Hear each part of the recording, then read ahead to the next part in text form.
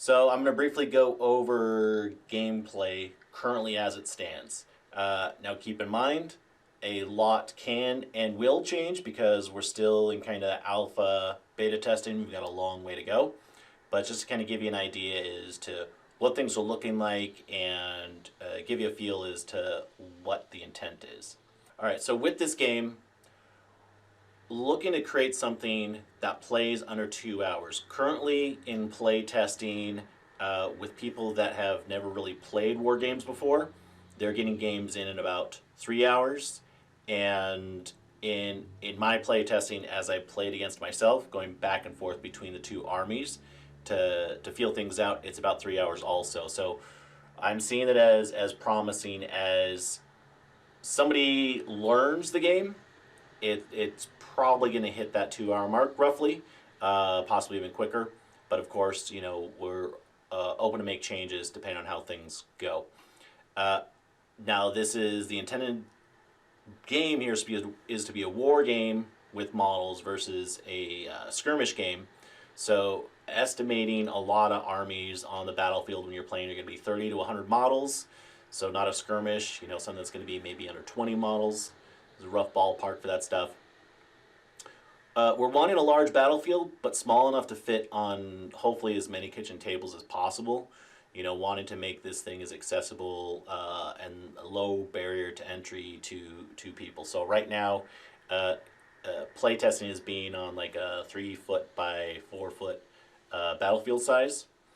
And the focus right now is using almost all rolls are going to be on D12s. Currently, all rolls are on D12s, and the intent for that is, you know, pretty standard is D6s for most games in war games, and we want to go with something that's going to give a little more granularity, so you can have a little bit more of a different feeling in power scales between, you know, powerful armies, elite armies, super elite armies, etc.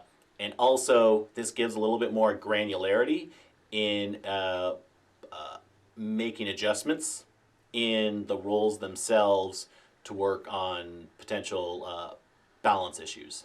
Also, if we primarily use D12s for our dice, we're still able to use them to do rolls for D3s, D4s, and D6s. We haven't done anything with that yet, and we probably want to keep that limited if we do use it, but using D12s allows us to do that without having to reach for other types of dice. There are terrain pieces, they're going to be terrain pieces, and we're looking to keep the rules pretty straightforward in that regard. You know, it's blocking line of sight. Some terrain pieces you have to go around, you can't go through them, unless of course you maybe have like a fly keyword type of stuff, but we're wanting to keep the rules relatively simple there. Just a handful of basic rules to give that feel of the most effective rules without getting too nuanced into nitty-gritty that can hold the speed of a game up. The game is going to be, it is model agnostic-ish. You can use any models you really want. Really a lot of the determining eligibility for combat is going to be based on distance and line of sight to the model bases themselves and not the models. So since combat eligibility is based almost entirely around bases, line of sight, distance, etc., there will be rules, criteria of having particular size bases for particular different data sheets, models, etc. So you'll have that flexibility to have whatever models you want, but you are going to be requested to have a particular model size if you're looking to follow the guidelines and the rules in particular. Right now, we're playing it about 5 turns. 5 turns gets us about 3 hours, under 3 hours. Like I said, that's with people that have, that's the first 1 or 2 games with people that have never played war games before. So again, that's pretty promising that we're gonna, as it currently stands, should be able to get it to, you know, roughly like a 2 hour mark. And we're looking to do, instead of my whole army moving, doing everything with my whole army, and then you moving, doing everything with your whole army, and going back and forth that way, it's going to be activating of squads or units. Right now, we're kind of thinking about using the term of squad as opposed to unit. And so you activate a squad, you know, they move, attack, whatever. Once they're done being activated, you put a token down to show that they've been activated for the turn, and then I do the same thing. We go back and forth until all squad units have been activated.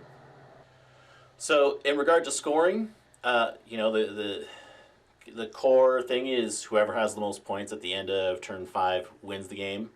And you try to score points by controlling locations on the battlefield, calling them objectives. You know, armies are going to be fighting over these locations, trying to hold on to them, and score them at the end of each turn.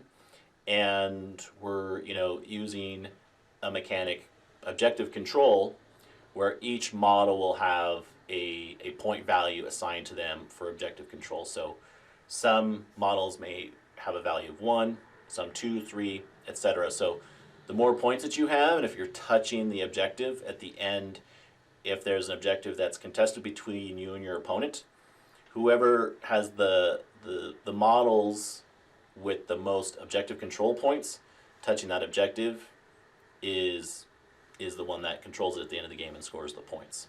At the end of the turn and scores the points. So here's an initial test of, we're working on the primary army right now is kind of a generalist Space Marine army. And so here's our kind of core unit, their data sheet. And in the kind of, we got a shield here, and underneath the shield there's a number of 6+. So what this means is if you're being attacked and your opponent has successfully attacked you, to see whether or not you defend the attack and shrug off the damage, don't take any damage, you roll a D12, and if you roll a 6 or higher, you succeed in avoiding taking any sort of damage. Just to the right of that, we've got the little heart there, and a 4 underneath, that's hit points, the health per model. And these Space Marines, currently they've got objective control value of 2. So if we move down just a little bit lower, what we've done is to try and streamline stuff is give a handful of options, potential actions you can take for the turn when you activate that unit, so we don't get too overburdened with too many details and too much nuance to kind of speed up the action. So for example, thematically, your Space Marine squads have the opportunity to do like a full out run to get to some sort of location. You know, they don't have time to do any sort of attacking, or you see we've got move and shoot here for the second row. They don't get to move as far, but they're able to attack with their long range weapons. And then charge and melee, you know, running in, getting into a fight, and using your close combat weapons. So what we see here with this first column is every unit has an opportunity to move up to that maximum amount first at the beginning when they activate. And then this next group here, they're going to have that opportunity to do some sort of attacking. And so, for example, if they move and shoot, they've got, as long as they're within 18 inches outside of 1 inch, if you're too close, you can't use your pistols, rifles, etc. You're able to attack with those weapons. And just like the same type of rule applies for to hitting as to defending, where we see here with their long range weapons, you have to roll an 8 or higher to see if you succeed in hitting. If you succeed in hitting, that's when your opponent makes their defense roll. So if we jump over when they're making their defense roll, we've got a column here, an armor piercing column, which is going to be a modifier to their defense roll. The higher your armor piercing number is, the bigger the negative number is, the worse, the bigger the modifier, worse modifier is going to be to their defense roll, decreasing their chances of actually saving that roll. Of course, jumping back here, each model has 2 attacks with these stats, and if they're successful in doing damage, if the opponent fails their save, that unit, that squad, that model, whatever, is going to take 2 damage for every failed save. And so then, after all of the potential attacks, some models might actually have an opportunity to move again after their attack. So there's a potential of move, attack, move. Right now, this kind of third phase of an action for movement hasn't been used for anything, so it might get faded out for a game mechanic. But right now, we're kind of thinking about keeping that in there, where that might be an additional, relatively simple mechanic to keep in the data sheets to add another layer of potential flexibility. So these are kind of this is kind of the base model we're looking at. And also I wanted to say there might be kind of the initial feeling of like, oh, we've only got 3 options when we activate this squad, this unit, this model, and that may not feel like enough. Well, we're approaching this from the philosophy of kind of a game like chess, where you've got a relatively small number of things you can do with each chess piece. They've got a strict set of rules, but even with those strict set of rules, you can only do so much with a pawn. You can only do so much with a knight. Outside of something like a queen that can go everywhere. But even though with those strict set of rules with each piece, it with all the potential options that go on with the game, even with that strict grid size, it turns into an exponentially large number of decision-making options. The tree branches out in all these decision-making opportunities. So trying to keep these things streamlined and simple at the micro level, knocking these things out, decision-making, what's going to happen. But it also still turns into a lot of potential options for prioritizing skill, knowing what's going to be best to move next, etc.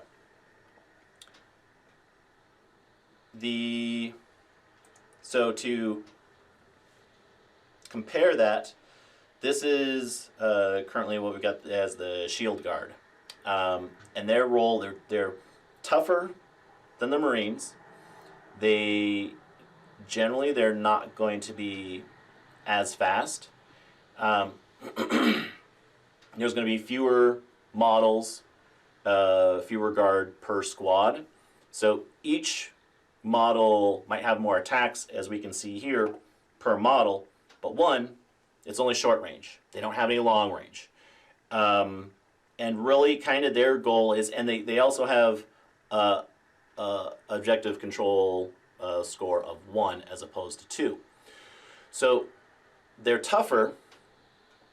They've got a limited way of how much damage they can do.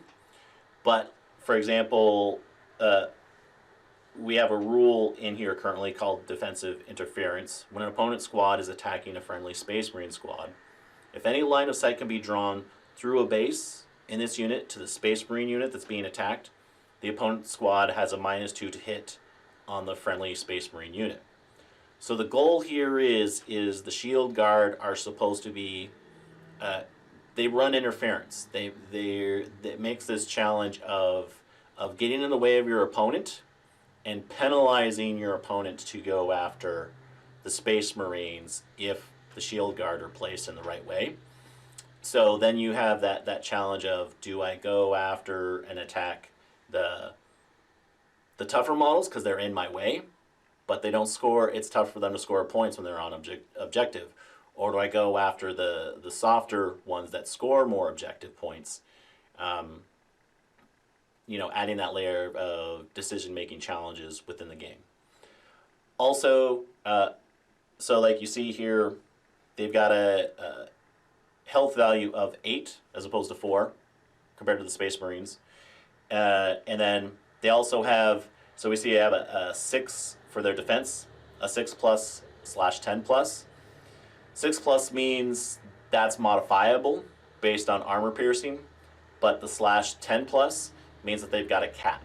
They've got a defense cap. So even if you have an extremely high armor piercing when you're attacking these guys, the worst that their defensive roll is ever going to be is a 10 or 11 or higher. They're always going to be able to at least roll a 10 up. You can't get them on trying to roll 11 or a 12 up. Still working on kind of Space Marine unit ideas. We've got a few that we've been playing with. So we've got our Space Marine, we've got our Shield Guard, we've got tanks. I didn't put it on here, but we've got like a demolition squad. So kind of it's a little bit of a rock, paper, scissors feel, where you've got your generalist Space Marines, you've got your Shield Guard that are kind of, they're defending them, playing interference. You've got your tanks that do high damage output, and it might be kind of tougher to reach them, but the demolition squads are relatively quick, and they're not super effective against infantry units, but they're able to do a high amount of damage against larger, like, vehicle units.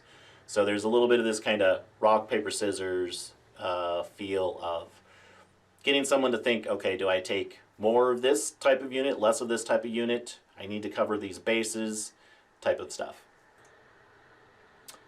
So with that, starting off, we want to focus on those potentially extreme styles of play. We've got our generalist Space Marine / human army, kind of the well-rounded-ish army. We're looking to develop a shooting army, a melee-centric army, and a kind of spell-casting, psionics, magic army. The diagram there is kind of showing you the different themes and pushing it to the different extremes and seeing what we can do there. Once we kind of get those figured out, the next thing, future themes, is going into kind of an elite style army where it's a low model count, and a horde style army with a high model count. And kind of once we figure out those parameters, where everything feels pretty balanced and not breaking the system, everything feels like the armies are competitive amongst one another, we're looking to, down the road, consider doing kind of offshoots. Sub-factions of armies you currently know with some different themes, maybe different army-wide rules, or maybe they have a different selection of some special types of units. The core units would be the same, so they all kind of have that same core theme, but maybe they have some different specialized units available to them. And then, of course, there's that ability to kind of mix and match themes. So on this picture you see here, we've got kind of the core different army themes that we were talking about, but then, you know, maybe there's 1, 2, 3 sub-factions, and we see we've got groups of 3 in there. And then the white circles are just kind of representative of army themes that could be anywhere within that sandbox, taking mixing and matching different themes together to give a different feel and a different play style. So that's the current intent that we have going on with the game.